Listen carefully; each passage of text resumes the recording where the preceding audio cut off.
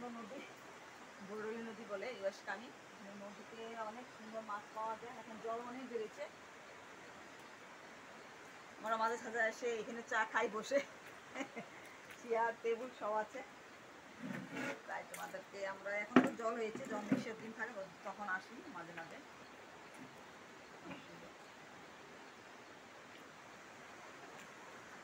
এখন tata bye bye, এখন tata bye bye যাবো।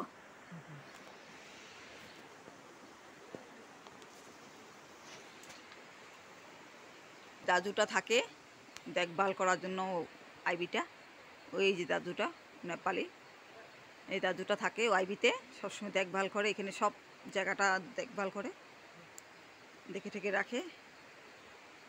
আমরা আসলে চাটা বানাই দেয় दादूटा। सिलीगुड़ी आने से उस तरफ आने चाहिए। चेप चाप बेचता है वहाँ पे, वो क्वार्टर में ना। ओ, हमको मालूम ही नहीं, आज ही मालूम है क्वार्टर में बेचता है जो ये चेप चाप। अभी भी है तो, ओ हाँ, तो ये चेप चाप को मालूम है तो।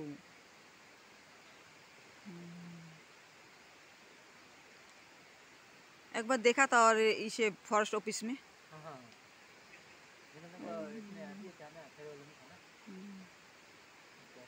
फेरुल वो था। इतना बारिश काले आने वाला था, हम देखने बारिश का वजह से निकालने नहीं सक रहे, बा खतरा से बारिश आया।